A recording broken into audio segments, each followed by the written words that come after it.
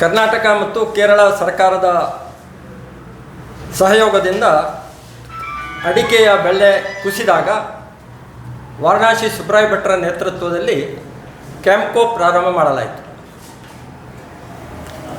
ಆ ಕಾಲಘಟ್ಟ ಅದಕ್ಕಿಂತ ಮೊದಲು ದಕ್ಷಿಣ ಕನ್ನಡ ಜಿಲ್ಲೆಯ ಅಡಿಕೆ ಮಾರುಕಟ್ಟೆ, ಬಾಳೆಕಾಯಿ, ತೆಂಗಿನಕಾಯಿ ಎಲ್ಲ ಮಾರುಕಟ್ಟೆಯನ್ನು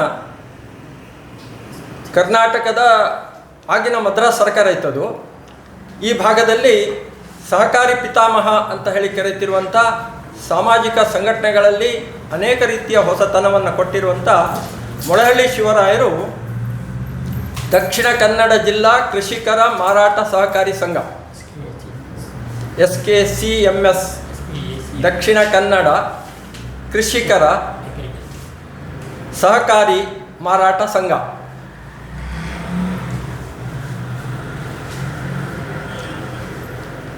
ಇದು ಮಂಗಳೂರಿನಲ್ಲಿ ಕಾರ್ಯನಿರ್ವಹಿಸ್ತಾ ಇತ್ತು. ಇಡೀ ದೇಶದ ಅಡಿಕೆಯ ಬೆಲೆ ಮಂಗಳೂರಿನ SKCMSನಲ್ಲಿ ನಿಶ್ಚಯ ಆಗ್ತಾ ಇತ್ತು. ಆಗಿನ SKCMSನ ಕ್ಯಾಲೆಂಡರ್, ದಕ್ಷಿಣ ಕನ್ನಡ ಕೃಷಿಕರ ಮಾರಾಟ ಸಹಕಾರಿ ಸಂಘದ ಕ್ಯಾಲೆಂಡರ್ನಲ್ಲಿ ಭತ್ತ ಮತ್ತು ಅಕ್ಕಿ ಬಿಟ್ಟು ಎಲ್ಲ ರೈತರ ಉತ್ಪನ್ನಗಳಿಗೆ ಮಾರುಕಟ್ಟೆ ಮಾಡ್ತಾ ಇತ್ತು. ಉಪ್ಪಿನಕಾಯಿಯಿಂದ ಹಿಡಿದು ಗೆರಟೆಯವರೆಗೆ ಮಾರಾಟ ಆಗ್ತಾಯಿತ್ತು. ನಾವೆಲ್ಲ ಬಾಳೆಗೊನೆ ಸಹಿತ ಮಂಗಳೂರಿಗೆ ಕಳಿಸ್ತಾ ಇದ್ದೆವು. ಅದು ಬಹಳ ಚೆನ್ನಾಗಿ ಮಾರಾಟ ಆಗ್ತಾಯಿತ್ತು ಅಲ್ಲಿ. ಯಾಕೆಂದರೆ ಅದು ಸ್ಪರ್ಧಾತ್ಮಕವಾದಂಥ ಕೊಟ್ಟೆ ಹಾಕಿ ಟೆಂಡರ್ ಹಾಕಿ ತಗೊಳ್ಳುವಂಥದ್ದು, ಬಿಡ್ ಅಂತ. SKCMS ಒಂದು ಕಾಲಘಟ್ಟದಲ್ಲಿ ಅಲ್ಲಿ ಯಾರು ಬಿಡ್ ಹಾಕಲಿಕ್ಕೆ ಬರ್ತಾಯಿದ್ರು, ಆ ಪರ್ಚೇಸರ್ಸ್ ಯಾರಿದ್ದಾರೆ ಅಡಿಕೆಯದ್ದು, ಅವರೆಲ್ಲ ಒಗ್ಗಟ್ಟಾಗಿ ಕಡಿಮೆ ರೇಟ್ ಹಾಕಲಿಕ್ಕೆ ಪ್ರಾರಂಭ ಮಾಡಿದ್ರು. ಆ ಕಾಲಘಟ್ಟದಲ್ಲಿ ಅನಿವಾರ್ಯವಾಗಿ ಈ ಪದ್ಧತಿಗಿಂತ ಸ್ವಲ್ಪ ಬದಲಾವಣೆ ಆಗಲಿ, ನಾವೇ ಪರ್ಚೇಸ್ ಮಾಡಿ ಅಡಿಕೆ ಮಾರುಕಟ್ಟೆ ಮಾಡಬೇಕು ಎನ್ನುವಂಥ ಕಲ್ಪನೆ ಇಟ್ಟುಕೊಂಡು ವಾರಣಾಸಿ ಸುಬ್ರಾಯ ಭಟ್ರು ಮತ್ತು ಅವರ ಸಹಯೋಗಿಗಳು ಕ್ಯಾಂಪ್ಕೋ ಪ್ರಾರಂಭಕ್ಕೆ ಯೋಚನೆ ಮಾಡಿದರು. ಆಗ ಸರ್ಕಾರ ಒಂದು ರೀತಿಯಲ್ಲಿ ಫೈನಾನ್ಷಿಯಲ್ ಅಸಿಸ್ಟೆನ್ಸ್ ಅಂತ ಹೇಳ್ತೇವೆ, ಅದು ಸರ್ಕಾರ ತನ್ನ ಶೇರ್, ಗೌರ್ಮೆಂಟ್ ಶೇರನ್ನು ಕೊಟ್ಟು ಅದಕ್ಕೆ ಸಪೋರ್ಟ್ ಮಾಡಿ ಅದನ್ನು ಬೆಳೆಸಿತು. ಹಾಗಾಗಿ SKCMSನ ಅನೇಕ ಚಟುವಟಿಕೆಗಳು ಕ್ಯಾಂಪ್ಕೋಗೆ ಸ್ಥಳಾಂತರ ಆಯಿತು.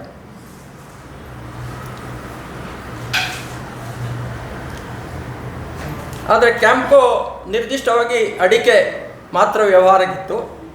ಬಾಳೆಕಾಯಿ ಇನ್ನಿತರ ವಸ್ತುಗಳಿಗೆ SKCMS ಇತ್ತು. ಈ ಕ್ಯಾಂಪ್ಕೋದ ಇವತ್ತಿನ ವಾರಣಾಸಿ ಟವರ್ಸ್, ಈ ಸ್ಥಳ ಕೂಡ SKCMS ದಕ್ಷಿಣ ಕನ್ನಡ ಕೃಷಿಕರ ಮಾರಾಟ ಸಹಕಾರಿ ಸಂಘ. ಆ ಸ್ಥಳವನ್ನು ಮಂಗಳೂರಿನ ಒಬ್ಬ ಕ್ರೈಸ್ತ ಬಂಧು ಮೊಳಹಳ್ಳಿ ಶಿವರಾಯರನ್ನು ನೋಡಿ ದಾನವಾಗಿ ಕೊಟ್ಟದ್ದು, ಅದಕ್ಕೆ ಕ್ರಯ ಕೊಟ್ಟಿಲ್ಲ. ಅಂಥ SKCMS ಕೆಲಸ ನಿರ್ವಹಿಸ್ತಾ ಇತ್ತು. ಕ್ಯಾಂಪ್ಕೋ ಇನ್ನೊಂದು ಕಡೆಯಲ್ಲಿ ಕೆಲಸ ನಿರ್ವಹಿಸ್ತಾ ಇತ್ತು. ಚುನಾವಣೆಗಳು, ಸ್ಪರ್ಧೆಗಳು, ರಾಜಕೀಯ ಸಹಜ ಇರ್ತದೆ, ಇಲ್ಲ ಅಂತ ಹೇಳೋದಿಲ್ಲ. ಸುಬ್ರಾಯ ಭಟ್ರನ್ನು ಸೋಲಿಸಿ BJP ಅಧಿಕಾರಕ್ಕೆ ಬರಬೇಕು ಅಂತ ಒಂದು ಪ್ರಯತ್ನ ಸಾಗಿದ್ದು, ಅದರಲ್ಲಿ ಯಶಸ್ವಿಯಾದ.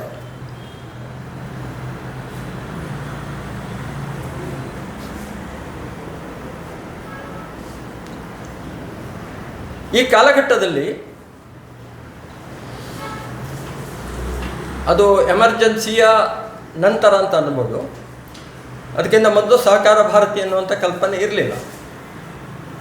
ಸಹಕಾರ ಭಾರತೀಯ ಕಲ್ಪನೆ ಕೂಡ ಬಂದದ್ದು ಮಹಾರಾಷ್ಟ್ರದಿಂದ, ಗುಜರಾತಿನಿಂದ, ಮಹಾರಾಷ್ಟ್ರದಲ್ಲಿಂದಲೇ ಹೆಚ್ಚು.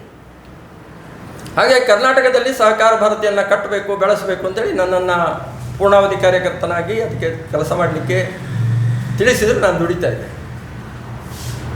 ಇವತ್ತು ಪ್ರಶ್ನೆ ಬಂದಿರೋದು, SKCMS ಇಂಥ ಒಂದು ದೊಡ್ಡ ತಾಯಿ ಸ್ವರೂಪದಲ್ಲಿ ಇದ್ದಂಥ ಇವತ್ತಿನ ಅಡಿಕೆ ಬೆಳೆಗಾರರು ಯಾರಾದರೂ ಹಂಚಿನ ಮನೆಗಳನ್ನು ಆ ಕಾಲದಲ್ಲಿ ಕಟ್ಟಿದರೆ, ಸೋಗೆ ಮತ್ತು ಮುಳಿಹುಲ್ಲಿನ ಮನೆಯಿಂದ, ಅದು SKCMS ಇಂದ. ಇಲ್ಲಿಂದ ಅಡಿಕೆಯನ್ನು ತಗೊಂಡು ಹೋಗ್ತಿತ್ತು. ಮಂಗಳೂರಿನಿಂದ ನಮಗೆ ಬೇಕಾದಂಥ ದಿನಸಿ ಸಾಮಾನಿನಿಂದ ಹಿಡಿದು ಹಂಚಿನವರೆಗೆ ಕೂಡ ನಮ್ಮ ಊರಿಗೆ ತಲುಪಿಸ್ತಾ ಇತ್ತು. ಮತ್ತು ಪ್ರತಿಯೊಂದು ಸೊಸೈಟಿಗಳು ಕೂಡ, ಪ್ರಾಥಮಿಕ ಸೊಸೈಟಿಗಳು ಕೂಡ ಅದರ ಏಜೆನ್ಸಿಯನ್ನು ಇಟ್ಟುಕೊಂಡಿದ್ದು, ಅವರಿಗೂ ಕಮಿಷನ್ ಬರ್ತಾಯಿತ್ತು. ಇಷ್ಟೊಂದು ವ್ಯವಸ್ಥಿತವಾಗಿ ನಡೀತಾ ಇದ್ದದ್ದು ನಷ್ಟಕ್ಕೆ ಪ್ರಾರಂಭ ಆಯಿತು. ಅದಕ್ಕೆ ಮೂಲ ಕಾರಣ ಚುನಾವಣೆ ಇಲ್ಲದೆ ನಾವು ಹೇಳಿದವರೇ ನಿರ್ದೇಶಕರಾಗಬೇಕು ಎನ್ನುವ ಕಲ್ಪನೆ ಇಟ್ಟುಕೊಂಡ ಕೆಲಸ ಮಾಡಲಿಕ್ಕೆ ಪ್ರಾರಂಭ ಮಾಡಿದ್ರು. ಆ ಕಾಲಘಟ್ಟದಲ್ಲಿ ನಾನು ಎಲ್ಲದರಿಂದ ನಿವೃತ್ತನಾಗಿದ್ದೆ. ಇದೊಂದು ಪದ್ಧತಿ ಪ್ರಾರಂಭ ಆಯಿತು. ಇಲ್ಲಿ ನಾವು ಹೇಳಿದವರೇ, ನೀನು ಅಧ್ಯಕ್ಷನಾಗು, ನೀನು ಕಾರ್ಯದರ್ಶಿ ಉಪಾಧ್ಯಕ್ಷನಾಗು, ನೀವೆಲ್ಲ ಡೈರೆಕ್ಟರ್ ಆಗಿ, ಇದು ಒಂದು ಸ್ಟೈಲ್ ಪ್ರಾರಂಭ ಆಯಿತು. ಅದರ ಒಟ್ಟು ಪರಿಣಾಮ ಏನಾಯಿತು ಅಂದರೆ, ಒಂದು ಮಾತೃ ಸಂಸ್ಥೆ ಆಗಿದ್ದಂಥ ದಕ್ಷಿಣ ಕನ್ನಡ ಕೃಷಿಕರ ಮಾರಾಟ ಸಂಘ ಲಾಸಿಗೆ ಬರಲಿಕ್ಕೆ ಪ್ರಾರಂಭ ಆಯಿತು.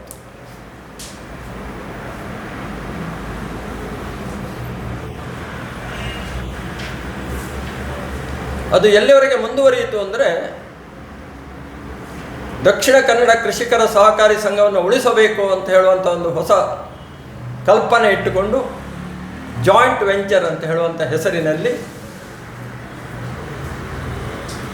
ರಾವ್ ಆ್ಯಂಡ್ ರಾವ್ ಸರ್ಕಲ್ ಯಾವುದು ಮಂಗಳೂರಿನ ಹೃದಯ ಭಾಗದಲ್ಲಿದೆಯೋ ಅಲ್ಲಿಯ ಕಟ್ಟಡವನ್ನು ತೆಗೆದು ಜಾಯಿಂಟ್ ವೆಂಚರಿನ ಹೆಸರಿನಲ್ಲಿ ಸ್ಮಾರ್ಟ್ ಡೆವಲಪರ್ಸ್ ಎನ್ನುವಂಥ ಒಂದು ಬೋಗಸ್ ಸಂಸ್ಥೆ.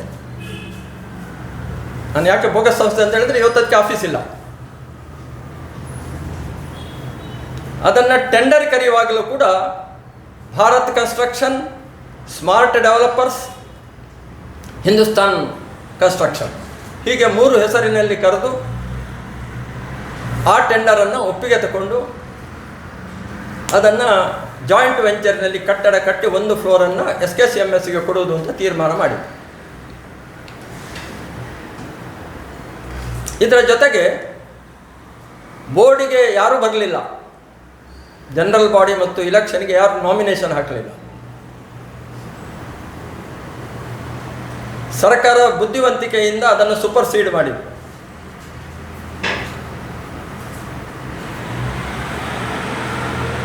ಆ ಜಾಯಿಂಟ್ ವೆಂಚರ್ನಲ್ಲಿ ಏನು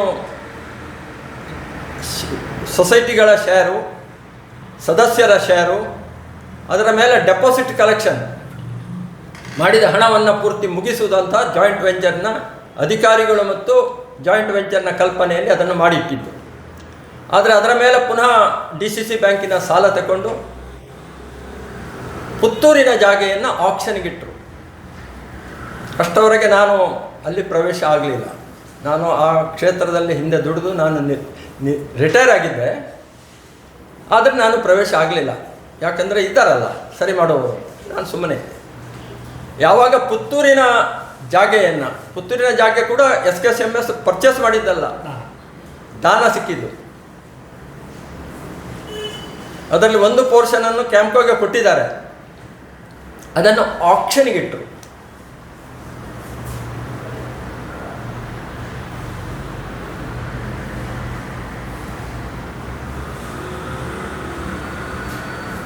ಆಗ ಪುತ್ತೂರಿನ ಕೆಲವು ಸಹಕಾರಿಗಳೆಲ್ಲ ಒಟ್ಟು ಸೇರಿ ಒಂದು 32 ಜನ ಬಂದಿದ್ದರು. ಎಲ್ಲರೂ ಬೇರೆ ಬೇರೆ ಕಡೆಯಲ್ಲಿ ಕೆಲಸ ಮಾಡಿದ್ರು. ರಾಮಭಟ್ರು ಇದ್ದರು. ರಾಮಭಟ್ರು ಅಲ್ಲಿ ಕರೆದು ನನಗೆ ಮತ್ತು MG ಸತ್ಯನಾರಾಯಣರಿಗೆ ಇದನ್ನು ಹೈಕೋರ್ಟಿನಲ್ಲಿ ಹೋಗಿ ಸ್ಟೇ ಮಾಡಿ ಮುಂದುವರಿಸಬೇಕು ಅಂತ ಹೇಳಿದ್ದೆ. ಇವತ್ತು ಅದು ಹೈಕೋರ್ಟಿನಲ್ಲಿ ಸ್ಟೇ ಆಗಿ, ಆಕ್ಷನ್ ಸ್ಟೇ ಆಗಿದೆ. 10 ವರ್ಷದಿಂದ ಕೋರ್ಟಿನಲ್ಲಿ ನಡೀತಾ ಇದೆ. ಅದರ ಮೇಲೆ SKCMSನ ಜಾಯಿಂಟ್ ವೆಂಚರಿನಲ್ಲಿ ನಡೆದಿರುವಂಥ ಫ್ರಾಡ್,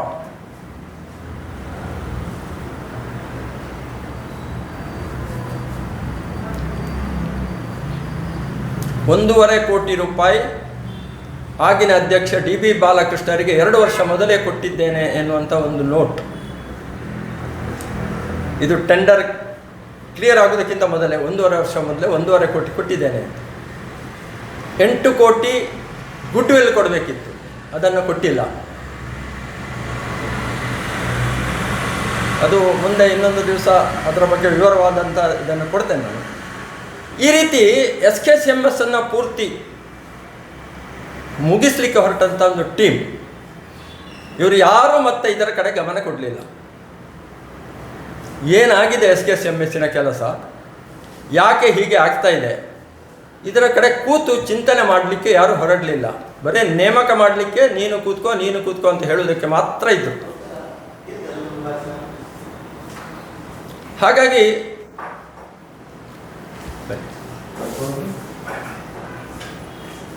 ಕ್ಯಾಂಪ್ಕೋ ಇನ್ನೊಂದು ದಕ್ಷಿಣ ಕನ್ನಡ ಕೃಷಿಕರ ಮಾರಾಟ ಸಹಕಾರಿ ಸಂಘದ ಹಾಗೆ ಅಧಪ್ಪತನಕ್ಕೆ ಇಳಿಯಬಾರದು. ಅದು ಉಳಿಬೇಕು, ರೈತರಿಗೆ ಅನುಕೂಲಕರವಾದಂಥ ಕೆಲಸ ಮಾಡಬೇಕು. ಈ ಕಲ್ಪನೆ ಇಟ್ಟುಕೊಂಡು ಇಬ್ಬರನ್ನ ನಾವು ಯೋಚನೆ ಮಾಡಿದ್ವಿ. 6 ಸ್ಥಾನಕ್ಕೆ 8 ಜನ ಈಗ ಇದ್ದಾರೆ.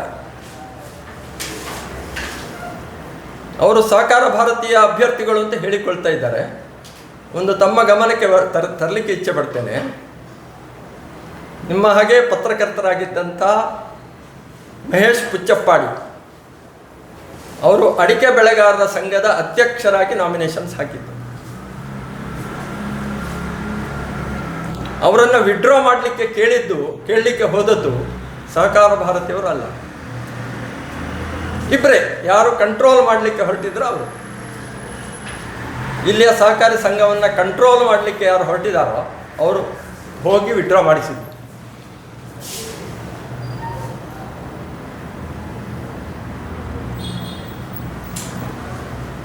ಬರೇ ಕ್ಯಾಂಪ್ಕೋ ಮಾತ್ರ ಅಲ್ಲ, ಎಲ್ಲ ಈಗ KMF ನೀನು ನಿಲ್ಲು, ನೀನು ಬೇಡ, DCC ಬ್ಯಾಂಕ್ ನೀನು ನಿಲ್ಲು, ನೀನು ಬೇಡ, ನೀನು ಹಾಕಬೇಡ, ಇದೆಲ್ಲ ಪ್ರಾರಂಭ ಆಗಿದೆ. ಹಾಗಾಗಿ ಕ್ಯಾಂಪ್ಕೋ ಉಳಿಸಬೇಕು. ಅದಕ್ಕೋಸ್ಕರ MG ಸತ್ಯನಾರಾಯಣರ ಬಗ್ಗೆ 2 ಸಂಗತಿಯನ್ನು ಹೇಳಲೇಬೇಕು.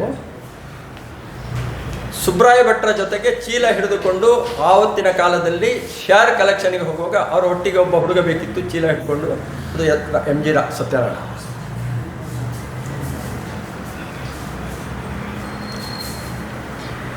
ಇನ್ನೊಂದು,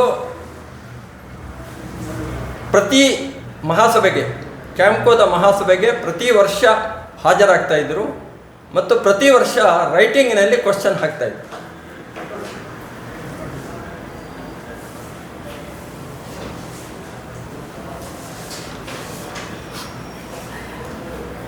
ಪ್ಲಸ್ ಕುಮ್ಕಿ ಹೋರಾಟ, ರೈತರ ದೊಡ್ಡ ಹೋರಾಟಗಳಲ್ಲಿ ಒಂದಾದಂಥ ಕುಮ್ಕಿ ರೈಟ್ಸಿನ ಬಗ್ಗೆ ಕೋರ್ಟಿಗೆ ಹೋಗಿ ಕೆಲಸ ಮಾಡ್ತಾ ಇದ್ದಾರೆ, ಸರ್ಕಾರದ ಜೊತೆಗೆ ವ್ಯವಹಾರ ಮಾಡ್ತಾ ಇದ್ದಾರೆ.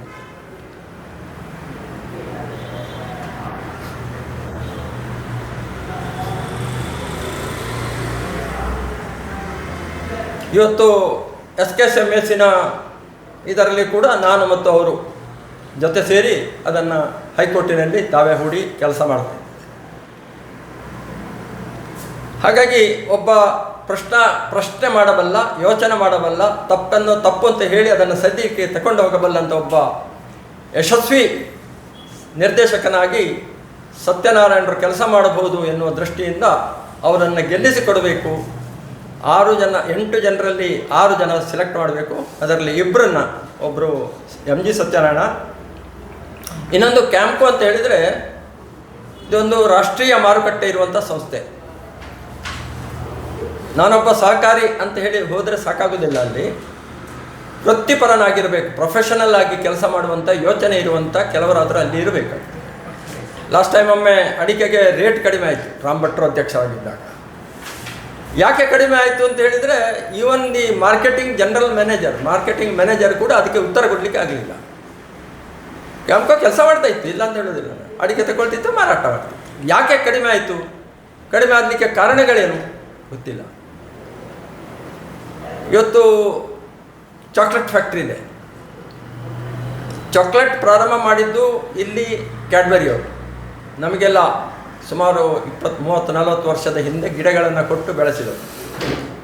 ಆದರೆ ಕ್ಯಾಡ್ಬರಿಯವರು ರೇಟ್ ಕಡಿಮೆ ಮಾಡಿದರು. ಆ ಕಾಲಘಟ್ಟದಲ್ಲಿ ಅಮೂಲ್ ಬಂತು ಮಾರುಕಟ್ಟೆಗೆ. 75, 76, 27 ವರ್ಷ ತುಂಬಿತು. ಅಮೂಲ್ ಒಳ್ಳೆಯ ರೇಟ್ ಕೊಟ್ಟು ಕೊಕ್ಕೋ ಪರ್ಚೇಸ್ ಮಾಡ್ತಾಯಿದ್ರು. ಆದರೆ ಅಮೂಲ್ನ ಮೇಲೆ ಇಷ್ಟು ದಬಾವು ಕ್ಯಾಡ್ಬರಿ ಪ್ರಾರಂಭ ಮಾಡಿತ್ತು, ಅವರು ಮಾರುಕಟ್ಟೆಯಿಂದ ಹೊರಗೆ ಹೊರಟು. ಆಗ ಮತ್ತೆ ಕೊಕ್ಕೋಗೆ ರೇಟ್ ಕಡಿಮೆ ಆಯಿತು. ಆಗ ಸುಬ್ರಾಯ ಭಟ್ರು ಮತ್ತು ಕ್ಯಾಂಪ್ಕೋದ ಹೆಸರಿನಲ್ಲಿ ಚಾಕ್ಲೇಟ್ ಫ್ಯಾಕ್ಟ್ರಿ ಪ್ರಾರಂಭ. ಈ ಚಾಕ್ಲೇಟ್ ಫ್ಯಾಕ್ಟ್ರಿ ನಡೀತಾ ಇತ್ತು. ಆ ಕಾಲಘಟ್ಟದಲ್ಲಿ ಸಹಜವಾಗಿ ನಿಮಗೆಲ್ಲ ಗೊತ್ತಿದ್ದ ಹಾಗೆ ಮಲ್ಟಿನ್ಯಾಷನಲ್ಸ್ ಸುಮ್ಮನೆ ಕೂತ್ಕೊಳ್ಳೋದಿಲ್ಲ. ಎಲ್ಲಿ ಗಾಳ ಹಾಕಿ ಯಾವುದು ಸಿಕ್ಕಕ್ಕೆ ಆಗ್ತದೆ ಅದು ಪ್ರಯತ್ನ ಮಾಡ್ತಾರೆ. ನೆಸ್ಲೆ ಒಂದು ಒಳ್ಳೆಯ ಆಫರ್ ಕೊಟ್ಟಿತ್ತು. ನೀವು ಇಷ್ಟವರೆಗೆ ಹಾಕಿದಷ್ಟು ಹಣವನ್ನು ನಿಮಗೆ ಇಂಟ್ರೆಸ್ಟ್ ಫ್ರೀ ಡೆಪಾಸಿಟ್ ಕೊಡ್ತೇವೆ, ಪ್ಲಸ್ ನಿಮಗೆ ಬೇಕಾದ ಚಾಕ್ಲೇಟನ್ನು ಮಾಡಿ ಕೊಡ್ತೇವೆ, ಪ್ಲಸ್ ನಿಮಗೆ ತಿಂಗಳಿಗಿಷ್ಟು ಬಾಡಿಗೆ ರೂಪದಲ್ಲಿ ಹಣ ಕೊಡ್ತೇವೆ. ಒಪ್ಪಿಗೆ ಆಯಿತು ತಕ್ಷಣ. ಆ ಕಾಲಘಟ್ಟದಲ್ಲಿ ಸುದೈವಕ್ಕೆ ನಾನು ಭಾಜಪದಲ್ಲಿ ಕೆಲಸ ಮಾಡ್ತಾ ಇದ್ದೆ. ಮುರಳಿ ಮನೋಹರ್ ಜೋಶಿಯವರು ಪುತ್ತೂರಿಗೆ ಬಂದರು. ಸುಭದ್ರದಲ್ಲಿ ಕಾರ್ಯಕರ್ತರ ಸಮಾವೇಶ ಆಯಿತು. ಅವರ ಒಟ್ಟಿಗೆ ಪ್ರವಾಸ ನಾನು ಮಾಡಲಿಕ್ಕಿತ್ತು. ನಾನು ಮುರಳಿ ಮನೋಹರ್ ಜೋಶಿಯವರಲ್ಲಿ ಕೇಳಿದೆ, ಇಲ್ಲಿ ಒಂದು ಸಹಕಾರಿ ಕ್ಷೇತ್ರದ ಚಾಕ್ಲೇಟ್ ಫ್ಯಾಕ್ಟ್ರಿ ಇದೆ, ಒಮ್ಮೆ ನೋಡ್ತೀರಾ ಅಂತ.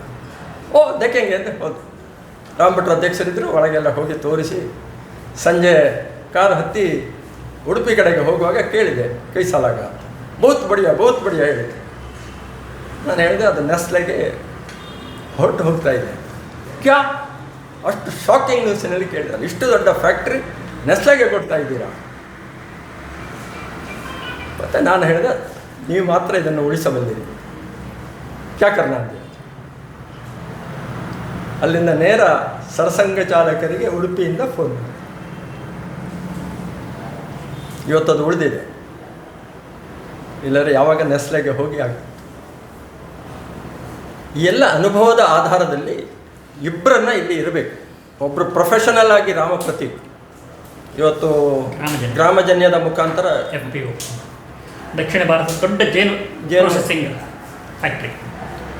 ಹಾಗಾಗಿ ಒಬ್ಬ ಪ್ರೊಫೆಷನಲ್ ಆಗಿ ರಾಮ್ ಪ್ರತೀಕ್ ಇರಲಿ, ಒಬ್ಬ ಸಹಕಾರಿ ಕ್ಷೇತ್ರದ ಬಗ್ಗೆ ಗೌರವದಿಂದ ಕೆಲಸಗಳನ್ನು ಮಾಡಿ ರೈತರ ಪರವಾಗಿ ಕೆಲಸ ಮಾಡುವಂಥ MG ಸತ್ಯನಾರಾಯಣ, ಇವರು ಇಬ್ಬರನ್ನು 6 ಜನರಲ್ಲಿ ಇವರಿಬ್ಬರನ್ನು ಸಹ ಚುನಾಯಿಸಿ ಕೊಡಬೇಕು ಅಂತ ಹೇಳಿ ತಮ್ಮ ಮುಖಾಂತರ ಸದಸ್ಯ ಇವರಿಗೆ ಪ್ರಾರ್ಥನೆ ಮಾಡಲಿಕ್ಕೆ ಇಚ್ಛೆ ಪಡ್ತಾರೆ. ಈಗ ಪ್ರಶ್ನೆ ಏನಾದ್ರು ಇದ್ರೆ ಕೇಳಿ. 6 ಸ್ಥಾನಕ್ಕೆ ಬೇಕಾಗಿದೆ. ಹೌದು. ಈಗ ಪುಚ್ಚಪ್ಪಾಡಿ ಅವರು ಕೂಡ ನಿಮ್ಮ ಟೀಮಲ್ಲಿ ಇದ್ದಾರೆ. ಪುಚ್ಚಪ್ಪಾಡಿ ಅಲ್ಲ, ನೀವು ಆಶೆ ಇಟ್ಕೊಂಡಿದ್ದೀರಾ? ಪುಚ್ಚಪ್ಪಾಡಿಯವರು ಸಹ ನಾಮಿನೇಷನ್ ಹಾಕಿದ್ರು. ಅವ್ರಿಗೆ ಈಗ ನೀವೇನೋ ಇಷ್ಟು ಹೇಳಿದ್ರಿ, ಒಂದು ಸೈದ್ಧಾಂತಿಕ ಬದ್ಧತೆ ಇದೆ, ಏನೋ ಉಳಿಸಬೇಕು ಅನ್ನೋದು, ಅದೇ ಕಾನ್ಸೆಪ್ಟ್ ಅಲ್ಲಿ ಅವರು ಇದ್ರಾ? ಹೌದು ಹೌದು. ಮತ್ತೆ ಅವರು ಯಾಕೆ ನೀವು ನಿಮ್ಮ ಕನ್ಸಲ್ಟ್ ಮಾಡಿದ್ರು? ಅಲ್ಲ ನೋಡಿ, ಚುನಾವಣೆಯಲ್ಲಿ ನಿಮಗೆಲ್ಲ ಗೊತ್ತಿದೆ, ಎದುರಿಸಬೇಕಾದರೆ ಸ್ವಲ್ಪ ಧೈರ್ಯ ಹೆಚ್ಚಬೇಕಾಗ್ತದೆ. ಏನು ಹೇಳ್ತೀರಿ ಅದಕ್ಕೆ? ಅದು ಇಲ್ಲೇ ಪಾಪ ಅವರಿಗೆ ಸ್ವಲ್ಪ ಹೆದರಿಕೆ ಆಯಿತು ಒಂದು ಭಾಗ.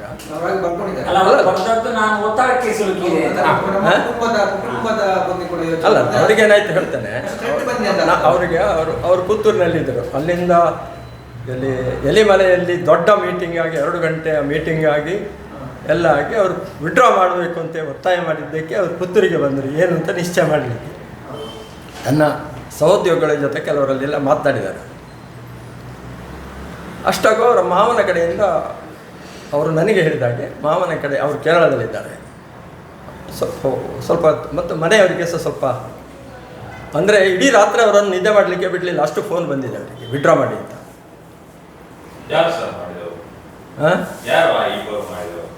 ಯಾಕೆ ಗೊತ್ತಿದೆ ಅಲ್ಲ ಅವರ, ಏನು ಹೇಳ್ಬೇಕು? ಅಲ್ಲ ಯಾಕೆ ನೋಡಿ ಅಲ್ಲ,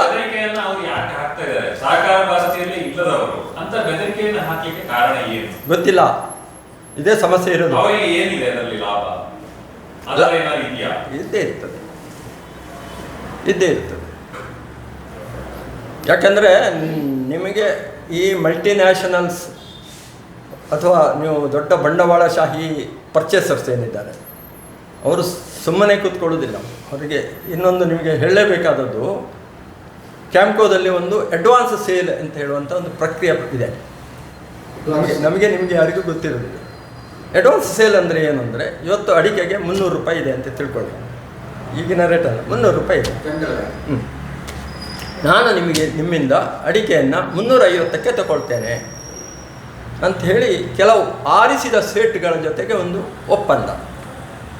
ಅದು 350ಕ್ಕೆ ತಗೊಳ್ಳೋದು ಯಾವಾಗ ಅಂದರೆ 400 ರೂಪಾಯಿ ಆದಾಗ. ಇದಕ್ಕೆ ಅಡ್ವಾನ್ಸ್ ಸೇಲ್ ಅಂತ. ನಾನು ಅದನ್ನು 2-3 ಸಲ ಜನರಲ್ ಬಾಡಿಯಲ್ಲಿ ಪ್ರಶ್ನೆ ಮಾಡಿದ್ದೇನೆ. ಆದರೆ ಅಲ್ಲಿ ಏನಾಗ್ತದೆ ಅಂದರೆ ಹಾರಿಸಿ ಬಿಟ್ಟು ಬಿಡ್ತಾರೆ. ಇನ್ನೊಂದು, ಇವತ್ತು ಸುಮಾರು 3 ಲಕ್ಷಕ್ಕಿಂತ ಹೆಚ್ಚು ಸದಸ್ಯತನ ಇದೆ. ವೋಟಿಂಗ್ ರೇಟ್ ಇರೋದು ಸುಮಾರು 5,000. ಅದರಲ್ಲಿ 1,500 2,000 ಬಂಟ್ವಾಳದ ಸುತ್ತಮುತ್ತ. ಯಾಕೆಂದರೆ ಹತ್ತಿರದ ಮಂಗಳೂರು ಇರೋದರಿಂದ ಅವರೆಲ್ಲರೂ ಜನರಲ್ ಬಾಡಿಗೆ ಹೋಗ್ತಾರೆ. ಇದಕ್ಕೂ ಕೂಡ ಒಂದು ಹಿಂದೆ ಸಲಹೆ ಮಾಡಿದ್ದೇವೆ. ರೆಪ್ರೆಸೆಂಟೇಟಿವ್ ಜನರಲ್ ಬಾಡಿ ಅಂತ ಹೇಳ್ತಾರೆ. ಈಗ ಸೊಸೈಟಿಗಳೆಲ್ಲ ಮೆಂಬರ್, ಹಾಗಂತೇಳಿ ಎಲ್ಲ ಡೈರೆಕ್ಟರ್ಸ್ ಇಲ್ಲಿ ಬರೋದಿಲ್ಲ. ಆ ಡೈರೆಕ್ಟರ್ಗಳಲ್ಲಿ ಒಬ್ಬ ಅಧ್ಯಕ್ಷ ಇರ್ಬೋದು, ಯಾರಾದರೂ ಒಬ್ಬ ಅವರು ನಿಶ್ಚಯ ಮಾಡಿ ಕಳಿಸ್ತಾರೆ. ಹಾಗೆಯೇ ಪ್ರತಿ ತಾಲೂಕಿನಲ್ಲಿ ಒಂದು ಜನರಲ್ ಬಾಡಿ ಮಾಡಿ, ಜನರಲ್ ಬಾಡಿಯಿಂದ 100 ಜನ ರೆಪ್ರೆಸೆಂಟೇಟಿವ್ ಆಗಿ ಕೇಂದ್ರದ ಜನರಲ್ ಬಾಡಿಗೆ ಬರುವ ಹಾಗೆ.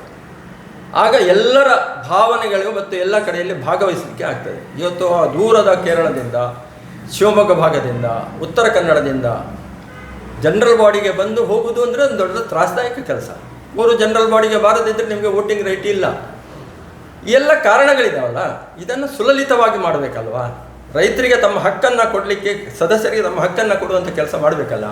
ಇದು ಮಾಡ್ತಾ ಇಲ್ಲ ಸರ್. ಮೊದಲು ಎಲ್ಲೋ ಒಂದು ಕಡೆಯಲ್ಲಿ ಒಂದು 8 ವರ್ಷ 10 ವರ್ಷದ ಮೊದಲು ಪ್ರತಿ ಹೋಬಳಿ ಅಥವಾ ಒಂದು ಕೇಂದ್ರ, ಈಗ ವಿಟ್ಲದಲ್ಲಿ ಆಗ್ತಾ ಇತ್ತು, ಪುತ್ತೂರಲ್ಲಿ ಆಗ್ತಾ ಇತ್ತು, ಸುಳ್ಯದಲ್ಲಿ ಆಗ್ತಾ ಇತ್ತು, ಕ್ಯಾಂಪದ ಒಂದು ವಿಶೇಷ ಸಭೆಗಳನ್ನು ಮಾಡಿ ಬೆಳಗ್ಗೆ ಕೂಡ ಬೆಳೆಗಾರರ ಸಭೆಯನ್ನ ಮಾಡಿ ಒಂದು ಹಾಜರಾತಿಯನ್ನು ಪಡ್ಕೊಳ್ಳುವಂತ ಕೆಲಸ ಆಗ್ತಾ ಇತ್ತು. ನೋಡಿ, ಈಗ ಏಕಾಏಕಿ ನಿಲ್ಲಿಸಿದ್ದಾರೆ.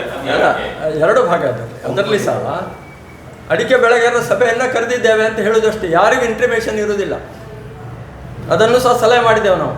ಅಟ್ಲೀಸ್ಟ್ ನಿಮಗೆಲ್ಲರಿಗೂ ಕ್ಯಾಂಪೋದ ಸದಸ್ಯರ ಮೊಬೈಲ್ ನಂಬರ್ಸ್ ಇದೆ, ಪೋಸ್ಟಲ್ ಅಡ್ರೆಸ್ ಇದೆ.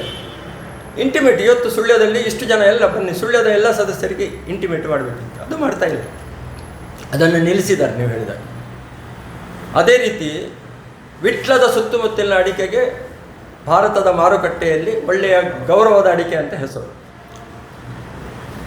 ಅದು ಕುಂದಾಪುರದ ಅಡಿಕೆಯೂ ಬರ್ತದೆ, ಸುಳ್ಯದ ಅಡಿಕೆಯೂ ಬರ್ತದೆ, ಕಾರ್ಕಳದ ಅಡಿಕೆಯೂ ಬಂದು ಮಾರಾಟ ವಿಟ್ಲದ ಹೆಸರಿನಲ್ಲಿ ಆಗ್ತದೆ, ಬಿಲ್ ಆಗ್ತದೆ. ಕಳೆದ ಬಾರಿಯಲ್ಲಿ ಕಾಗದಲ್ಲಿ ಬಹಳ ದೊಡ್ಡ ಮಟ್ಟದಲ್ಲಿ ಬಂದಿತ್ತು, ಆಗ ಯಾರು ಯಾಕೆ ಮಾತಾಡಿಲ್ಲ? ಕಳೆದ ಒಂದು ಪ್ರತಿ ಮಹಾಸಭೆಯಲ್ಲಿ ಮಾತನಾಡ್ತೇವೆ. ಆಗ ಅಲ್ಲಿ ಒಂದು ವ್ಯವಸ್ಥಿತವಾದಂಥ ಇನ್ನೊಂದು ಗುಂಪು ಇರ್ತದೆ, ನಿಮ್ಮನ್ನು ಅವರು ಇನ್ನೊಂದು ಸ್ವರದಿಂದ ಮಾತಾಡ್ತಾರೆ. ಇದು ಒಂದು. ಇನ್ನೊಂದು ಹೇಳಲೇಬೇಕಾದದ್ದು, ಕಳೆದ ಸಲ 2 ವರ್ಷ ಹಿಂದೆ 2 ಲೋಡ್ ಅಡಿಕೆ, ಅದಕ್ಕೆ ಕ್ವಾಲಿಟಿ ಇರ್ತದಲ್ಲ ಅಡಿಕೆಗೆ, ಇಲ್ಲಿಂದ ಹೋಯಿತು ಗುಜರಾತಿಗೆ, ಹಾಗೆ ವಾಪಸ್ ಬಂತು. ಕ್ಯಾಂಪ್ಕೋ ಲಾಸ್ ಆಗುವುದಕ್ಕೆ ಮೂಲ ಕಾರಣಗಳು ಅಂಥದ್ದು.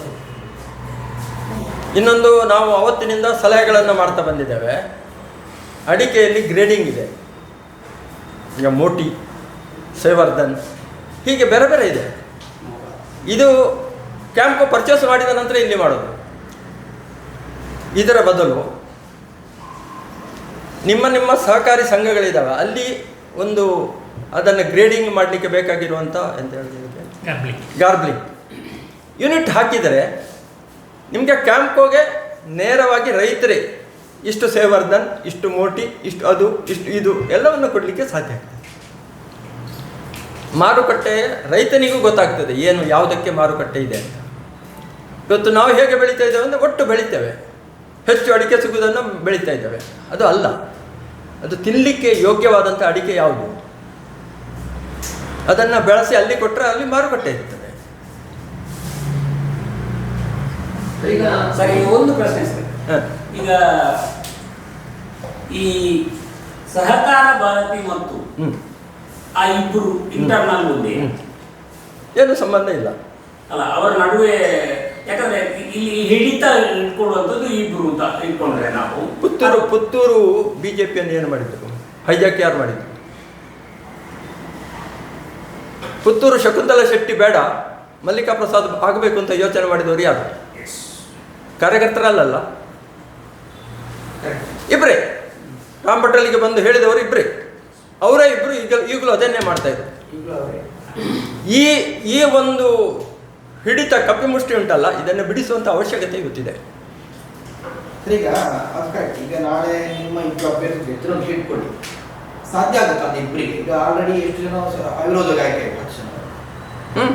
ಅಲ್ಲಲ್ಲ ನೋಡಿ, ಯಾವಾಗಲೂ ತಪ್ಪುಗಳನ್ನು ಹುಡುಕಲಿಕ್ಕೆ ಬೋರ್ಡಿನಲ್ಲಿ ಯಾರಾದರೂ ಒಬ್ಬರು ಇಬ್ಬರು ಇದ್ದರೆ ಧಾರಾಳ ಸಾಕಾಗ್ತದೆ. ಎಲ್ಲರೂ ಬೇಕು ಅಂತಲ್ಲ, ಎಲ್ಲರೂ ಬಂದರೆ ಸಂತೋಷ ಇತ್ತು.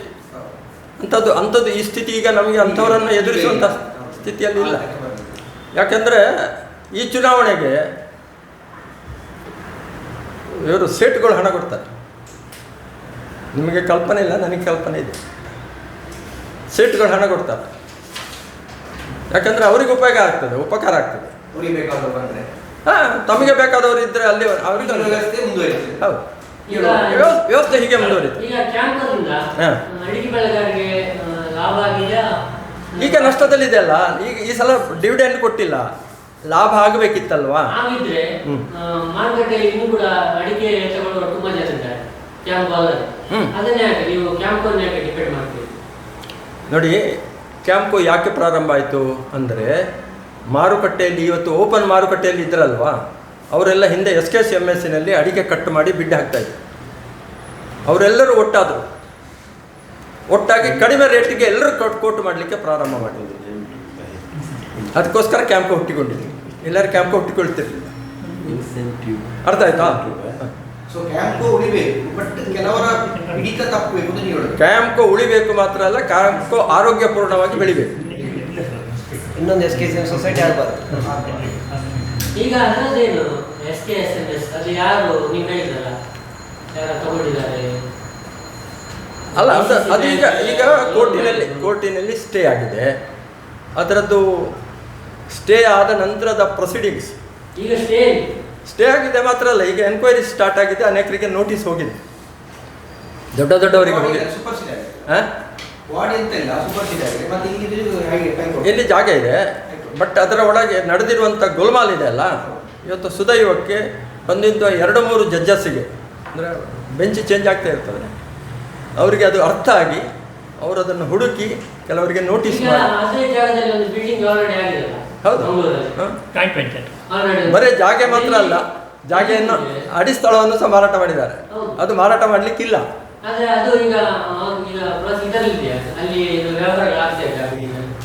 ನೋಡಿ, ನಮ್ಮ ಕಡೆಯಿಂದ ನಾವು ಇದಕ್ಕೆ ಸ್ಟೇಗೆ ಹೋದ್ದು. ಫಸ್ಟಿಗೆ ನಿಮಗೆ ಗೊತ್ತಿರಲಿ, ಯಾರೂ ಅದನ್ನು ತಡಿಲಿಕ್ಕೆ ಹೋಗದಾಗ ಶ್ರೀಧರ್ ಇವರೆಲ್ಲರೂ ಬಂದಿದ್ದಾರೆ, ಶ್ರೀಧರ್ ಶೆಟ್ಟು ಸಮೇತ. ನಾವು ಹೋಗಿ ಅದನ್ನು ನಿಲ್ಲಿಸಿದ್ವಿ. ಅದನ್ನು ಆದರೆ ಎನ್ಕ್ವೈರಿ ಆಗ್ತಾ ಮೂಲ ಸ್ಥಾನಕ್ಕೆ ಹೋಯ್ತದು. ಇವತ್ತದು ಇನ್ನೂ ಅನೇಕ ಪುತ್ತೂರಿಗೂ ಮಾಡಿದೆ. ಹೌದು, ಸೂಪರ್ ಸೀಡ್ ಅಂತಲ್ಲಿ ಅನೌನ್ಸ್ ಆದ ಮೇಲೆ ಸಾಲ ಸ್ಯಾಂಕ್ಷನ್ ಆಗಿದೆ, DCC ಇಂದ ತಗೊಂಡಿದ್ದಾರೆ ಸಾಲ. ಒಂದೇ ವರ್ಷದಲ್ಲಿ ಆಕ್ಷನ್ಗೆ ಇಟ್ಟಿದ್ದಾರೆ. ಎಷ್ಟೋ ಕೋಟಿ ಅನುದಾನ ರಾಜ್ಯದಲ್ಲಿ ಸರ್ಕಾರದಿಂದ ಹಿಂದೆ ಕೊಡಲಿಕ್ಕೆ ಘೋಷಣೆ ಆಗಿತ್ತು. DV ಅವರು ಇರುವಾಗ, DV ಅದರ ಡೈರೆಕ್ಟರ್ ಆಗಿದ್ದವರು ಒಂದು ಕಾಲದಲ್ಲಿ. ಹೇಳ್ತಾನೆ, ಆಗ ಅದಕ್ಕೆ ಒಂದು ಕಂಡೀಷನ್ ಇತ್ತು, ಈ ಹಣಕ್ಕೆ ಗ್ಯಾರಂಟಿ ಕೊಡಬೇಕಲ್ಲ, ಅದು ನಿರ್ದೇಶಕರು ಕೊಡಬೇಕು ಅಂತ ಇತ್ತು. ಆಗಿನ ನಿರ್ದೇಶಕರು ತಯಾರಾಗಲಿಲ್ಲ. ಪುನಶ್ಚೇತನ ಮಾಡಿ ಇಲ್ಲ. ಅದು ಅಲ್ಲಿ ಸಣ್ಣ ತಪ್ಪಾಗಿದೆ ಸ್ವಲ್ಪ. ಯಾಕೆಂದರೆ ಹಾಗೆ ಮಾಡಿದ್ರಿಂದ ಪರಿಣಾಮಗಳೇನಾಗ್ತದೆ ಅಂದರೆ, ನೀವು ನಿಮ್ಮದೇ ಎಮ್ ಡಿಯನ್ನು ಇಟ್ಟುಕೊಳ್ತೀರಿ ಅಲ್ವಾ. ನಾಳೆ MD ಏನಾದರೂ ಹೆಚ್ಚು ಕಡಿಮೆ ಮಾಡಿದರೆ ಅವರನ್ನು ಸಸ್ಪೆಂಡ್ ಮಾಡಿದರೆ ಅವನು ಕೋರ್ಟಿಗೆ ಹೋಗ್ತಾನೆ. ಸರ್ಕಾರದ MD ಇರ್ತಿದ್ದರೆ ಸರ್ಕಾರದಲ್ಲಿ ಹೇಳಿ ವಿಡ್ರಾ ಮಾಡಲಿಕ್ಕೆ. ಅಲ್ಲ, ಲಾಸ್ಟ್ ಟೈಮ್ ಒಂದು ಫಾರಿನ್ ಇಂದ ಅಡಿಕೆ ಎಲ್ಲ ತಂದಾಗ ಅಲ್ಲ MD ಸಸ್ಪೆಂಡ್ ಅಂತ ಮಾಡಿದ್ರಲ್ಲ, ಆಮೇಲೆ ವಿಡ್ರಾ ಮಾಡಿ. ಅದು ಹೆಸರಿಗೆ ಅವನು, ಅದರ ಮೂಲ ಬೇರೆ. ಲಾಸ್ ಆಗಿ ಫೈನ್ ಕಟ್ಟಿತ್ತು. ಈಗ ಕ್ಯಾಂಪ್ ಎಷ್ಟು ಲಾಸ್ ಆಗಿದೆ? ಈಗ ಪ್ರಕೃತ ಲಾಸ್ ಎಷ್ಟಿದೆ ಗೊತ್ತಾಗಲಿಲ್ಲ, ಬಟ್ ಡಿವಿಡೆಂಡ್ ಕೊಡ್ತಾ ಇಲ್ಲ. ಲಕ್ಷಗಟ್ಟಲೆ ಶೇರ್ ಹೋಲ್ಡರ್ಸ್ ಇದ್ದಾರೆ. ಈಗ ನೀವು ಈಚೆಗೆಲ್ಲ ಇನ್ನೊಂದು ಈ ಹಾ. ಚುನಾವಣೆಯಲ್ಲಿ ಈಗ ಕೇವಲ 3,000 ಮತಗಳಿವೆ. ಹ್ಮ್. ಅದು ಅಲ್ಲಿ ಮಹಾಭಾವಕ್ಕೆ ಮಹಾಸಭೆಗೆ ಹೋದವರಿಗೆ ಯಾರು ಜನರಲ್ ಬಾಡಿಗೆ ಹೋಗಿದ್ದಾರೆ ಅವರಿಗೆ ಮಾತ್ರ. ಈಗ ಪರ್ಮನೆಂಟ್ ಆಗಿ ಕ್ಯಾಂಪೋಗೆ ಅಡಿಕೆ ಹಾಕೊಂಡಿದ್ದಾರೆ. ಆಕ್ಟಿವ್ ಮೆಂಬರ್ಸ್ ಅವರು ಕೂಡ ಆಗುದಿಲ್ವಾ? ಅಲ್ಲ. ಅದರ ಬಗ್ಗೆ ಏನು ಮಾಡಿಲ್ಲ? ಅದಕ್ಕೆ ಹೇಳಿದ್ದು ನಾವು 2-3 ಸಲ ಸಲಹೆಗಳನ್ನು ಕೊಟ್ಟಿದ್ದೇವೆ. ಆ್ಯಕ್ಟಿವ್ ಮೆಂಬರ್ಶಿಪ್ಪಿಗೆ 2 ಕ್ಲಾಸ್ ಇರ್ತದೆ. ಒಂದು 5 ಜನರಲ್ ಬಾಡಿಯಲ್ಲಿ 3 ಜನರಲ್ ಬಾಡಿ ಭಾಗವಹಿಸುವುದು, ಅಥವಾ 10,000 ಶೇರ್ ಇರುವುದು. ಇದು ಆಗಬೇಕಾಗಿತ್ತು. ಇದನ್ನು ಬುದ್ಧಿವಂತಿಕೆಯಿಂದ ಏನು ಮಾಡಿದರು ಅಂದರೆ 10,000 ಶೇರ್ ಮತ್ತು 3 ವರ್ಷ ಜನರಲ್ ಬಾಡಿಯಲ್ಲಿ ಭಾಗವಹಿಸುವುದು ಅಂತ ಒಟ್ಟು ಕ್ಲಬ್ ಮಾಡಿದರು. ಅದೆರಡೂ ಬೇಕು ಅಂತ ಮಾರಾಟ. ಹಾಂ, ಆಗ ಯಾರಿಗೂ ವೋಟ್ ಸಿಗೋದಿಲ್ಲ. ನಿಮಗೆ ಅರ್ಥ ಆಯ್ತಾ? 10,000 ಈಗ ನಾನು ವ್ಯವಹಾರ ಮಾಡ್ತೇನೆ, ನನಗೆ ಜನರಲ್ ಬಾಡಿಗೆ ಬರಲಿಕ್ಕೆ ಈಗ ದೂರದಿಂದ ಬರಲಿಕ್ಕೆ ಆಗೋದಿಲ್ಲ. ಆಗ ನಿಜವಾಗಿ ಹೇಗೆ ಅಂದರೆ 10,000 ಇಷ್ಟು ವ್ಯವಹಾರ ಮಾಡಬೇಕು, ಅಥವಾ 3 ಜನರಲ್ ಬಾಡಿ ಭಾಗವಹಿಸಬೇಕು, ಹೀಗೆ ಇರಬೇಕಿತ್ತು. ಅಥವಾ ಎನ್ನುವಲ್ಲಿ ಮತ್ತು ಅಂತ ಅಥವಾ ಇವರೇ ಮತ್ತೊಂದು ಇಂಟರ್ಪ್ರಿಟೇಷನ್ ಫೆಡರೇಷನಲ್ಲಿ ನೀವು ನಮ್ಮ ಬುದ್ಧಿವಂತರಷ್ಟೆಲ್ಲ ಮಾಡೋದ್ರಲ್ಲಿ ಹುಷಾರಲ್ಲ. ಅಲ್ಲ, ಅದಕ್ಕೆ ಏನು ಮಾಡಲಾಗ್ತಾ ಇದೆ ಸರ್? ಅದಕ್ಕೆ 2 ಭಾಗ ಹೇಳಿದ್ದೆ ನಾನು. ಒಂದು ರೆಪ್ರೆಸೆಂಟೇಟಿವ್ ಜನರಲ್ ಬಾಡಿ ಮಾಡಬೇಕು. ಆಗ ಕೇರಳದಲ್ಲಿ ಅವರ ಭಾವನೆಗಳೇನಿತ್ತು ಅದನ್ನು 100 ಜನ ಬಂದು ಇಲ್ಲಿ ಹೇಳಬೇಕು. ರೆಪ್ರೆಸೆಂಟೇಟಿವ್ ಅಂತ ಹಾಗೆ ಒಂದು ಸಭೆ ಸೇರೋದು, ಅಲ್ಲಿ ಅದು ಕರೆದೆ, ಅದು ಇದಲ್ಲ, ರೈತ ಬೆಳೆಗಾರರ ಸಭೆ ಅಲ್ಲ, ಅದು ಸದಸ್ಯರ ಸಭೆ, ಸದಸ್ಯರ ಮಹಾಸಭೆಯನ್ನು ಕರೆದು ಅಲ್ಲಿ 100 ಜನರನ್ನು ಸಿಲೆಕ್ಟ್ ಮಾಡಿ ಇಲ್ಲಿಗೆ ಬರಬೇಕು. ಎಲ್ಲರೂ 100 ಜನ ಇಲ್ಲಿಗೆ ಬರಬೇಕು. ಒಂದು 4-5 ಸಾವಿರ ಜನ ಆಗ್ತದೆ, ಅಥವಾ ಅದು 150 ಮಾಡಿ ತೊಂದರೆ ಇಲ್ಲ. ಹಾಗೆ ಮಾಡಿದಾಗ ಎಲ್ಲರ ವಾಯ್ಸ್ ಇಲ್ಲಿ ತಲುಪ್ತದೆ ಮತ್ತು ಎಲ್ಲರೂ ವೋಟರ್ಸ್ ಆಗ್ತಾರೆ. ಈಗ ಕೇರಳದ ಆಚೆ ಮೂಲೆಯಿಂದ ಮಂಗಳೂರಿಗೆ ಬರಬೇಕು, ಕ್ಯಾಂಪ್ಗೆ ಊಟಕ್ಕೆ ಬರೀ ಒಂದು ಚಾಕ್ಲೇಟ್ ಇದು ಬ್ಯಾಗ್ ಮತ್ತು ಒಂದು ಊಟಕ್ಕೆ ಬರಲಿಕ್ಕೆ ಆಗ್ತದೆ ಅವರಿಗೆ. ಇನ್ವಿಟೇಷನ್ ಕೂಡ ಕಳಿಸ್ತಾರೆ. ಸದಸ್ಯರಿಗೆ. ಅಲ್ಲಲ್ಲ, ಅದು 2 ಭಾಗ ಇದೆ. ಆಕ್ಟಿವ್ ಆಗಿ ಆ್ಯಕ್ಟಿವ್ ಆದವರಿಗೆ ಒಂದು ಕಲರು, ಇನ್ನೊಂದು ನಾನ್ ಆ್ಯಕ್ಟಿವ್ ಇದ್ದವರಿಗೆ ಇನ್ನೊಂದು ಬರ್ತದೆ. ಇನ್ನೊಂದು ಸರ್, ಈಗ ಚಾಕ್ಲೇಟ್ ಫ್ಯಾಕ್ಟರಿ ಕೂಡ ಎಷ್ಟೋ ಚಾಕ್ಲೇಟ್ಗಳು ಬಂದಾಗಿದೆ, ಸಿಗ್ತಾ ಇಲ್ಲ ಜನರಿಗೆ ಅಂತ ಹೇಳೋದೊಂದಿದೆ. ಅದು ಯಾವ ಕಾರಣಕ್ಕೆ ಇರ್ಬೋದು? ಇದು ಚಾಕ್ಲೇಟ್ ಫ್ಯಾಕ್ಟ್ರಿ ಹೌದು. ನೋಡಿ, ಚಾಕ್ಲೇಟ್ ಫ್ಯಾಕ್ಟ್ರಿಯಲ್ಲಿ 1% to 1.5% ಲಾಸ್ ಆಗಬೇಕು ಅಷ್ಟೇ. ಇಲ್ಲಿ 15% ಲಾಸ್ ಆಗ್ತದೆ. ಎಷ್ಟಿದೆ? ಲಾಸ್ ಆಗುವುದಂದರೆ ಅದು melting technical loss, same. But it is not actual loss. ಆ ಹೆಸರಿನಲ್ಲಿ ಬೇರೆ ಕಡೆಗೆ ಚಾಕ್ಲೇಟ್ ಹೋಗ್ತದೆ. ಲೋಕಲ್ ಅಲ್ಲಿ ಸಿಗುದಿಲ್ಲ ಕ್ಯಾಂಪ್ ಹೋಗಿ. ಹಾ? ಲೋಕಲ್ ಮಾರ್ಕೆಟ್ ಅಲ್ಲಿ ಕ್ಯಾಂಪ್ ಹೋಗಿ ಸಿಗುದೇ ಇಲ್ಲ. ಅವ್ರಿಗೆ ಇಂಟ್ರೆಸ್ಟೇ ಇಲ್ಲ ಸರ್. ಬೇಕಾಗಿ ಡಾಕ್ಟರ್ ತಂಗ ಅಂತ ಹೇಳಿ ನನ್ನ ಜೊತೆಗೆ MLC ಇದ್ದರು ಅವರು. ಹಾಂ, MR ತಂಗ ಅವರು ಇಂಗ್ಲೆಂಡ್ ಇದು ಅಮೇರಿಕಾದಲ್ಲಿ ಅವರ ಫ್ಯಾಮಿಲಿ ಎಲ್ಲ ಇರೋದು. ಅವರು ಅಲ್ಲಿ ಸರ್ಜನ್ ಆಗಿದ್ದವರು ಇಲ್ಲಿ ಬಂದದ್ದು. ಒಂದು ಸಲ ಸದನದಲ್ಲಿ ನಮ್ಮ ಕೊಲ್ಲ ಧಾರವಾಡದ ಈಗ MLC ಇದು ರಾಜ್ಯಸಭಾ ಸದಸ್ಯರೆಲ್ಲ ಅದರಲ್ಲ, BJPಯಿಂದ ಕಾಂಗ್ರೆಸ್ ದೊಡ್ಡ ಇನ್ಸ್ಟಿಟ್ಯೂಷನ್ ಇದೆ, ಪ್ರಭಾಕರ್ ಕೋರೆ ಅವರು ಗುಡ್ಕದ ಬಗ್ಗೆ ಮಾತಾಡಿದರು. ಭಾಳ ಚೆನ್ನಾಗಿ ಮಾತಾಡಿದರು ಗುಡ್ಕದ ಸಮಸ್ಯೆಗಳು. ಆಗ ನಾನು ಗುಡ್ಕಕ್ಕೆ ಬರೀ ಅಡಿಕೆಯನ್ನು ದೂರಬೇಡಿ ಕೊರೆ, ಇದು ಕ್ಯಾಂಪ್ಕೋದಿಂದ ಒಂದು ಕಾಜು ಸುಪಾರಿ ಅಂತ ಒಂದು ತಯಾರಾಗಿದೆ, ಅತ್ಯಂತ ಸ್ವಾದಯುಕ್ತವಾಗಿದೆ, ಅದು ಒಳ್ಳೆಯದಿದೆ. ಅಂಥದ್ದನ್ನು ಸಹ ಒಂದು ಡೆವಲಪ್ ಮಾಡೋ ದೃಷ್ಟಿಯಿಂದ ಮಾತಾಡಿ. ಹೀಗೆ ಅಷ್ಟಾಗ ಸ್ಪೀಕರು ಚೇರ್ಮನ್ ಇದ್ದರು, ಎಂಥದ್ರಿ ಅದು ಅಡಿಕೆ ಸುಪಾರಿ, ನಮಗೆಲ್ಲ ಕೊಟ್ಟರು, ನಮಗೆ ಗೊತ್ತೇ ಇಲ್ಲಲ್ಲ ಅಂತ ಹೇಳಿದರು. ನಮಗೆಲ್ಲ ಕೊಡಿಸ್ತೀರಾ ಅಂತ ಹೇಳಿದರು. ಏನು ಆಗೋದಿಲ್ಲ ಅಂತ ಹೇಳಲಿಕ್ಕೆ ಆಗ್ತದಾ? 75 ಜನ ಸದಸ್ಯರು, ಒಂದು 25 ಜನ ಅಫಿಷಿಯಲ್ಸು, ಒಂದು 25 ಜನ ಪ್ರೆಸ್ಸಿನವರು, ಸುಮಾರು 200 ನಾನು ಹೇಳಿದೆ. 200 ಕಾಜು ಸುಪಾರಿ ನನಗೆ ಕಳಿಸಿಕೊಡಿ ಅಂತ ಕೇಳಿದೆ. I am ready to pay, ನನಗೆ ಕಳಿಸಿಕೊಡಿ ಅಂತ. 100 ಬಂತು. ಆಯಿತಾ? ಅಂದರೆ how we are going to ಇದಕ್ಕೆ ಪ್ರೊಫೆಷನಲ್ ಆಗಿ ಯಾರೂ ಇಲ್ಲದ್ರಿಂದ ಇದಕ್ಕೆ ಮಾರುಕಟ್ಟೆ ಚಿಂತನೆ ಇಲ್ಲ. ಈಗ ಇಲ್ಲಿ ಚಾಕ್ಲೇಟ್ ಸಿಗೋದಿಲ್ಲ, ಕಾಜು ಸುಪಾರಿಯು ಇಲ್ಲಿ ಆಗೋದಿಲ್ಲ. ಕಾಜು ಸುಪಾರಿ ತಮಿಳುನಾಡಿನ ಒಬ್ಬ ಕ್ರಿಶ್ಚಿಯನ್ ಮಾಡಿಕೊಡು, ಇವರು ಲೇಬಲ್ ಹಚ್ಚಿ ಲೇಬರ್ ಹಾಕಿ ನಡೆಸಿ. ಅದನ್ನು 3-4 ಸಲ ಹೇಳಿದೆವು. ಕಾಜು ಸುಪಾರಿಯನ್ನು CFTRI ಡೆವಲಪ್ ಮಾಡಿರೋದು ಮೈಸೂರಿನ ಟೆಕ್ನಾಲಜಿ. ಅಂದರೆ ಈ ಆಣಿಕಾಯಿ ಅಡಿಕೆ ಅಂತ ಹೇಳ್ತೇವಲ್ಲ, ಇಷ್ಟೇ ತೋರದ ಅಡಿಕೆ ಇದೆಯಲ್ಲ, ಅದನ್ನು ನೀರಿಗೆ ಹಾಕಿ ಚಿಪ್ಸ್ ಮಾಡಿ ಅದನ್ನು ತುಪ್ಪದಲ್ಲಿ ಹುರಿದು ಅದಕ್ಕೆ ಸ್ವಲ್ಪ ಸಕ್ಕರೆ ಇದನ್ನೆಲ್ಲ ಕೊಟ್ಟು ಅದನ್ನು ತಯಾರು ಮಾಡೋದು. ಅದರ ಟೆಕ್ನಾಲಜಿಯನ್ನು ಕೊಟ್ಟದ್ದು CFTRI. ನಮಗೆ ತಗೊಳ್ಳಿಕ್ಕೆ ಆಗೋದಿಲ್ವಾ, ಮಾಡಲಿಕ್ಕೆ ಆಗೋದಿಲ್ವಾ? ಮಾಡೋದಿಲ್ಲ. ನಾವು ನೆಸ್ಲೆಗೆ ಚಾಕ್ಲೇಟ್ ಮಾಡಿ ಕೊಡೋದ್ರಲ್ಲೇ ಸಂತೋಷ ಪಡ್ತಾ ಇದ್ದೇವೆ ಅಷ್ಟೇ. ಕೆಲವೊಮ್ಮೆ ಸಣ್ಣ ಅಡಿಗೆಯನ್ನು ಚೈನಾಕ್ಕೆ ಕಳಿಸುವುದಂತೆಲ್ಲ ಇರ್ತಲ್ಲ, ಅದೇನು? ಚೈನಾ ನಿಮಗೆ ಅಡಿಕೆ ಗಳಿಸ್ತಾರೆ. ಸರಿ, ಈಗ ಓಕೆ ಫೈನಲಿ ಈ ಇಬ್ಬರು ಅಭ್ಯರ್ಥಿಗಳು ನಿಮ್ಮ ನಿರೀಕ್ಷೆ ಹೇಗಿದೆ? ಪಾಸಿಟಿವ್ ಇಬ್ಬರು ಅಭ್ಯರ್ಥಿಗಳು ಹೇಗಿದ್ದಾರೆ? MG ರಾಮ್ ಪ್ರತೀಕ್ ಅವರ ವಿನ್ನಿಂಗ್ ಪಾಸಿಬಿಲಿಟಿ ಹೇಗಿದೆ? ಗೆಲ್ಲುವ ಪಾಸಿಬಿಲಿಟಿ. ಗೆಲ್ಲುವ ಜನರ ರೆಸ್ಪಾನ್ಸ್ ಹೇಗಿದೆ? ಮತದಾರರ ರೆಸ್ಪಾನ್ಸ್ ಹೇಗೆ ರೀಚ್ ಆಗಿದ್ದೀರಿ? ನಿಮ್ಮ ಟೀಮ್ ಹೇಗಿದೆ? ರೆಸ್ಪಾನ್ಸ್ ನಮಗೆ ಒಳ್ಳೆಯದಿದೆ. ಯಾಕೆಂದರೆ SKSMHನ ಹಾಗೆ ಇದನ್ನು ಮಾಡಬಾರ್ದು ಮತ್ತು ಸುಬ್ರಾಯ ಭಟ್ರ ಕನಸೇನಿತ್ತು ಅದನ್ನು ಬಿಟ್ಟರೆ ಮಾಡಿದ್ದಾರೆ. ಇದು ಚುನಾವಣೆಗೆ ಸುಬ್ರಾಯ ಭಟ್ ಒಂದು ದೊಡ್ಡ ಕನಸು ಇಟ್ಟಲ್ವ ಇದನ್ನು ಪ್ರಾರಂಭ ಮಾಡಿದ್ದು. ಎರಡನ್ನು ಏಷ್ಯಾದ ಅತ್ಯಂತ ದೊಡ್ಡ ಚಾಕ್ಲೇಟ್ ಫ್ಯಾಕ್ಟ್ರಿ ಇದು. ಹಾಗಾಗಿ ಒಂದು ಪೂರಕ ವಾತಾವರಣ ಇದೆ. ಚುನಾವಣೆಗೆ ಅವಕಾಶ ಮಾಡಿಕೊಟ್ಟಿದ್ದೀರಿ ಅಂತೇಳಿ ತುಂಬ ರೆಸ್ಪಾನ್ಸ್ ಬರ್ತಾ ಇದೆ. ಸರ್, ಇವರೊಬ್ಬರನ್ನೇ ಇನ್ನೊಂದು ಏನ ಅದಕ್ಕೋಸ್ಕರ ಇವತ್ತು ಪ್ರೆಸ್ ಕರೆದದ್ದು ಯಾಕೆ ಅಂದರೆ ಇವರು ಪರಿವಾರದಿಂದ ಹೊರಗೆದ್ದವರು ಅಲ್ಲ, ಇವರು ಪರಿವಾರದ ಜೊತೆಗಿದ್ದವರು ಅಂತ ಹೇಳುವುದಕ್ಕೋಸ್ಕರ ನಾನು ಬಂದಿದ್ದೆ. ನಿಮ್ಮ ಮೂಲ ಇವರಿಬ್ರು ಕೂಡ ಪರಿವಾರ. ಅವರ ಮೇಲೆ ಏನು ಒತ್ತಡ ಇರಲಿಲ್ಲ. ಹೇಳಿದ್ದಾರೆ ಉಂಟು.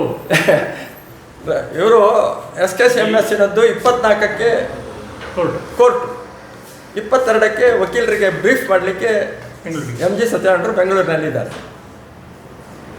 ಅವರಿಗೆ ಫೋನು, ನಿಮಗೆ ಫ್ಲೈಟ್ ಟಿಕೆಟ್ ಕೊಡ್ತೇವೆ, ಇಲ್ಲಿಂದ ಹೋಗಿ ವಾಪಸ್ ಹೋಗಿ, ಬಂದು ವಿಡ್ರಾ ಮಾಡಿ ವಾಪಸ್ ಹೋಗಿ. ಮತ್ತೆ ನಮಗೆ ಗೊತ್ತಿರಲಿ, ರಾಮ್ ಪ್ರತೀಕ್ ಮೊದಲ ನಾಮಿನೇಷನ್ ಹಾಕಿದ್ದು, ಎರಡನೇ ನಾಮಿನೇಷನ್ ಹಾಕಿದ್ದು MG ಸತ್ಯನಾರಾಯಣ. ಕರೆದು ಮಾತಾಡ್ಬೋದಿತ್ತಲ್ಲ, ನಿಮಗೆ ಮುಗಿಸಬೇಕು, ವಿಡ್ರಾ ಮಾಡಿ. ಆಸ್ ಇಫ್ ಆ ಸಂಸ್ಥೆಯನ್ನು ನಾವೇ ಕಟ್ಟಿದ್ದು ಎನ್ನುವಂಥ ರೀತಿಯ ವರ್ತನೆ ಇದೆಲ್ಲ ಖಂಡನೀಯ. ಪರಿವಾರ ಹೇಳಿದ್ರೆ ಯಾವ ಪರಿವಾರ? ಹಾಂ, ಬಂದು ಬಳಕೆ ಗೊತ್ತಿಲ್ಲಪ್ಪ, ಪ್ರೆಸ್ ಆಗಿ ಗೊತ್ತಿಲ್ಲದವ್ರು ಅವನು. ಈ ಪರಿವಾರಗಳು ಜಾಸ್ತಿ ಅಲ್ಲ. ಯಾವ ಪರಿವಾರದಲ್ಲಿ ಇಲ್ಲ ಅಂತ ಸೈಡಲ್ಲಿ ಕೂತ್ಕೊಳ್ಳೋರು. ಅವರು ಮಾಜಿ ಪರಿವಾರದವರು. ಅವರು ಸಹ ಮಾಜಿ ಪರಿವಾರದಲ್ಲಿ ಮೇಕಪ್ ಮಾಡಿ ಒಬ್ಬ ವ್ಯಕ್ತಿಯ ಪರಿಹಾರದಲ್ಲಿ ಇದ್ದು ಈ ಇಬ್ಬರಲ್ಲಿ ಒಬ್ಬ ವ್ಯಕ್ತಿಯ ಇದಕ್ಕೆ ಮನಸ್ಸು ಹಾಗೆ ಬಂದದ್ದು ಅಂತ ಹೇಳ್ಬೋದು. ಇನ್ನು ಒಂದು ನೆನಪಿಲ್ಲಿ, ರಾಮ್ ಪ್ರತೀಕ್ ಅಜ್ಜ ಕ್ಯಾಂಪ್ಕೋ ಚಾಕ್ಲೇಟ್ ಫ್ಯಾಕ್ಟ್ರಿಗೆ ಜಾಗ ಕೊಟ್ಟವರು. ರಾಮ್ ಪ್ರತೀಕ್ ತಂದೆ ರಾಮ್ ಪ್ರಸಾದ್ರು ಕ್ಯಾಂಪ್ಕೋ ಚಾಕ್ಲೇಟ್ ಫ್ಯಾಕ್ಟ್ರಿ ಜಾಗ ಇತ್ತೀಚೆಗೆ ಕೊಟ್ಟವರು. ಈ ಎಲ್ಲ ಲೆಕ್ಕ ಹಾಕಿ ನಾವು ಅವರ 2 ಸೆಲೆಕ್ಟ್ ಮಾಡಿ